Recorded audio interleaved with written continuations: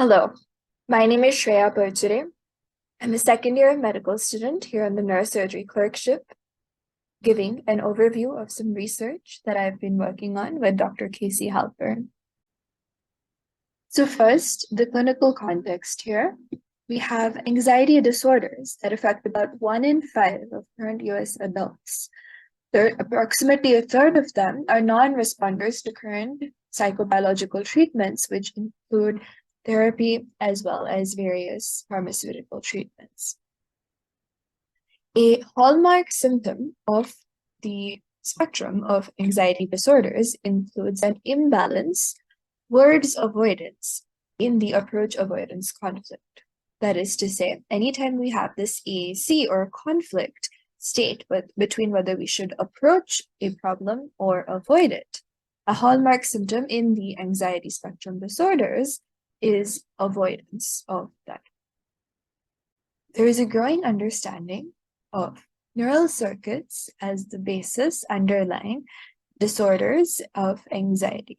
This includes areas in the limbic system and some classical neuroscience understanding of a network of regions that are talking to each other. For closed-loop deep brain stimulation, we can use a focal stimulation that is based on real-time signals from real-time brain activity. As such, we need biomarkers for these real-time signals, as well as targets for the focal stimulation. This has been successfully implemented in various other medically refractory complex neuropsychiatric conditions, including epilepsy, OCD, depression, etc. The goal here is to localize the signals specific to avoidance in anxiety for use as a potential closed-loop DBS biomarker. In the first part of this talk, I will give an overview of the network neuroscience methods underlying the applications and use for DBS and anxiety, but it's really broadly applicable to the entire field of neuromodulation that we want to personalize for these complex network-driven neuropsychiatric conditions. So with that said, why network neuroscience? Well, classically, as a med student, I've learned, think about localizing the lesion. Now, in general, cognitive functions are not explained by the activity of a single brain region. We need a constellation, we need a group of interconnecting brain regions and their structural as well as functional relationships to each other that drive these complex behaviors and complex cognitive processes. Network science is a growing field. It uses insights from mathematics, physics, engineering to study these complex networks of regions and their connections, such as the brain. In a classical representation of a network, here for neuroscience purposes, we have distinct elements represented by nodes. For example, these could be regions of interest within the brain. In the case of DBS, they could be contacts or points of electrodes. We also, crucially, look at the connections between these elements as edges. This can include diffusion-weighted imaging tracts. It can be fractional anisotropy. It can be structural or functional, such as functional sideward decoherence, grandeur, causality, etc. And network science in general is a modeling tool. It is a representation of the system in a way that will distill its rule of organization and a mechanism of function in a way that we can quantify and take insights from to determine further applications. So again, at its core, it is a modeling tool and representation that has very useful applications. The strengths of a graph theory approach include that it's flexible. We can tailor it to our different types of data, different types of hypotheses. For example, whether we want to understand the pathology or the underlying mechanisms of a process versus we want to understand how a network will respond to our intervention or stimulation. In general, this is very well suited for the closed loop DBS application we described, which includes both of these methods of requiring an understanding of the mechanism, so requiring a biomarker signal, as well as understanding how we will consistently have a response to our intervention, which is where control theory for networks comes into play as well. These are very well characterized statistical tools with sort of well-known theories for math and physics, topologies, computational algorithms that can be implemented. So this is a well-validated tool. Now I'll talk about a few examples of network tools and network topologies that we can use at various scales, ranging from local, mesoscale to global approach, as well as across different types of networks. So firstly, for network architecture that is local, there are a few classical statistics or topologies that are well described and have been calculated for many different types of networks and have correlation to structural and functional anatomy in the neurosciences. These include node degree, which is simply how many neighbors a region of interest has, and you can include in that how strongly it is connected to those neighbors. We also have clustering coefficient here, which looks at how the neighbors of our particular node of interest, so how the network around it is structured, that is to say how all of its neighbors interconnect and pass information between each other. So it is still local, but a slightly broader view. Within all of these, we can look at weighted versus binarized metrics. To emphasize here is that different nodes in the network can have different key clusters for these different metrics. That is to say, they can be independent of each other. For example, for degree, we have certain foci with a very high degree, and this does not necessarily correlate to betweenness. Again, there is a wide body of literature showing a translational understanding of what these things mean. And so selecting an appropriate local network measure also optimizes the application in this case. Next, talking about mesoscale network architecture, a classical and very commonly used statistic or method here is community structure, which looks at these communities or sub-networks within a larger network. We understand that there are densely interconnected sub-networks or communities that may only weakly interconnect to other clusters, which is the classical neuroscience understanding of our various neural circuits underlying specific functions based on structural or functional strong interconnection. We technically, the details here, we use a modularity maximization algorithm, which has a modularity quality function and is using a built-in randomization for a null model as well. So this is based on hypothesis-tested method. It builds in how a community partition differs from that of a null model that would have a community partition. Of note here, the answer space is quite broad, and so we need to run this multiple times, which is why the degeneracies in the answer space cause it to be compute intensive. Some metrics from these community structure that we can use to gain insights about the network include the network resolution, which has to do with hierarchies, so sort of multiple levels of sub-networks and sub-sub-networks. We can also consider a spatial mapping to the brain of whether these map to geographic clusters or certain anatomic known structural connections. You can also look at things like hubs, whether something is a core or participation. We also want to look at whether there are certain key nodes that connect between the different Here is an image example of the different communities with the sub-brain regions, and they can be hierarchical. We here see the different types of hubs. As mentioned, a connector hub that would connect between different communities, or a provincial hub that has a high degree of interconnectedness within its community. There are ways to quantify this, which is what makes it so powerful. For some insights and context for where this is being used before, we know that the brain is inherently present in community structure. This is based on evolutionary pressure to minimize wiring. We also know that modularity changes between rest and certain tasks based on perhaps some intrinsic architecture for how we would want to be most efficient in information transfer based on the type of task, basically integrating more sources of information or integrating some of these subnetworks.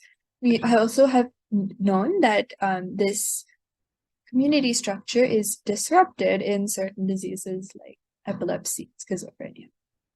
What this also tells us is that it keeps any brain stimulations localized to its subnetwork, and how it will propagate to the rest of the brain is really dependent on perhaps these connector hubs and the broader picture of the hierarchical community structure. At the third scale of network architecture, we have global measures, including small worldness, based on a Newman-Gervin model. This has been very classically described across a range of fields, mathematics, physics, as well as neurosciences, and it's really a balance between the information segregation and integration, where here we have small worldness, this sort of key area between something that is just a few long-term connections can greatly increase the small worldness. Also looking at path length and efficiency, these are inverses of each other and essentially looks at across the global network, what is the shortest path for information transfer. You can constrain this for paths between specific nodes of interest as well, and the inverse would be efficiency. So how efficient information transfer is between nodes of interest in the brain. Another aspect of comparing networks is with temporal dynamics. This would be making comparisons across different networks at different points of time, which may be from continuous recording, or it may be from at different points in a task, perhaps before or after some randomized intervention. We see here that for one node, when we have a time series, this is classic for functional data, we can make certain time windows or partitions out of it and derive a network from many, many such nodes and their connections with each other or their coherence with each other for each time window. This gives us, across many nodes, temporal networks that are changing over time. And a comparison of these networks over time allows us to use information from greater context of the previous and future states of the network to inform the evolution of topological statistics. Again, especially useful for SEEG, ECOG, fMRI, a lot of these functional imaging data sets. Some insights we know here is considering that a lot of these applications we're talking about are for cognitive or complex behavioral functions. These are not static in time, and indeed incorporating temporal dynamics may provide some additional information, whether that has to do with whether certain regions are absolutely core across different time points, or is there flexibility on how they're recruited to different communities at different points of time, depending on different disease states or behavioral states. It allows us to better connect the context of these networks. Part 2 of my talk is talking about the application here for looking at avoidance and anxiety with a goal towards informing a candidate biomarker. for the closed-loop DBS. I'll talk about the experimental protocol, network analysis, and some results. Firstly, for methodology, we had our patient, 55-year-old with no underlying psychiatric conditions, who had a stereo EEG grid placed with 138 contacts as seen in this video in the limbic regions, including amygdala and hypothalamus, etc. He performed a validated task that is known to evoke approach avoidance conflict in anxiety.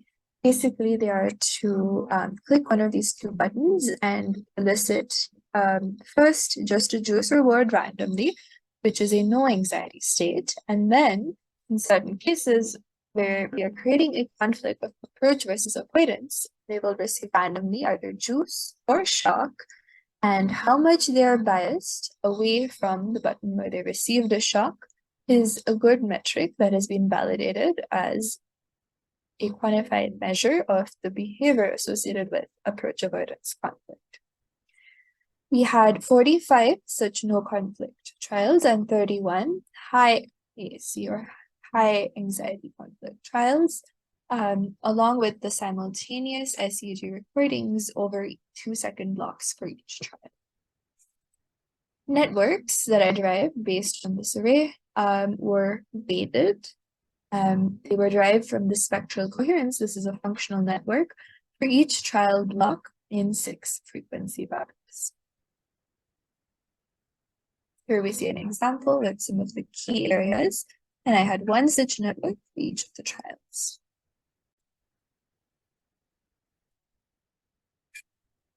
The first result is based on a spectral analysis, where we see that there is an increased amygdala broadband spectral power increase during only the approach avoidance conflict state as compared to the no conflict state.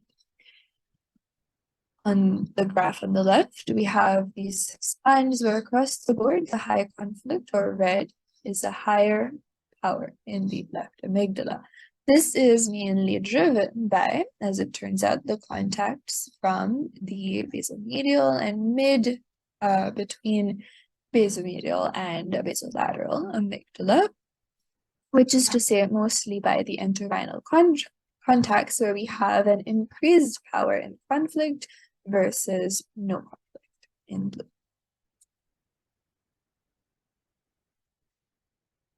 For the second result, the network method used was clustering coefficient, which again, as a review, quantifies locally the interconnectivity in the neighbors around the node of interest here, the amygdala. So what we see here is, firstly, we're comparing for the high AAC versus the no conflict states. And what we see is that the clustering coefficient tracks with behavior only in the cases where there is a presence of anxiety, whereas it does not predict behavior when there is no approach avoidance conflict in anxiety. Higher clustering coefficient is associated with higher avoidance response bias. Lastly, and this is ongoing work, looking at the network of increased connectivity regions to the amygdala, as well as the network of regions that are keenly seen based on a thresholding for the condition that is only in high conflict, but not seen in no conflict. We have several key contacts here. Future work in this area will include formalized community detection as well, based on these bootstrap networks. In conclusion, we have here a paradigm for combining network neuroscience, our region-based invasive electrophysiology, and behavioral measures, where we have various functional magnitudes that we can use to derive our networks that is correlated with behavior, here response bias in time.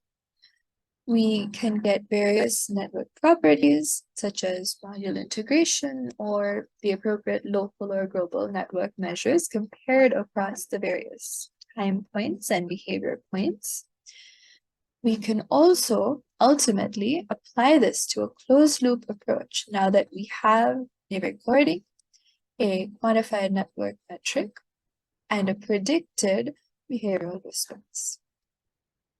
Specifically to this study, we find that entorhinal amygdala is a candidate region based on its increased power and increased network clustering that tracks with the high avoidance states and the increased response bias behavior.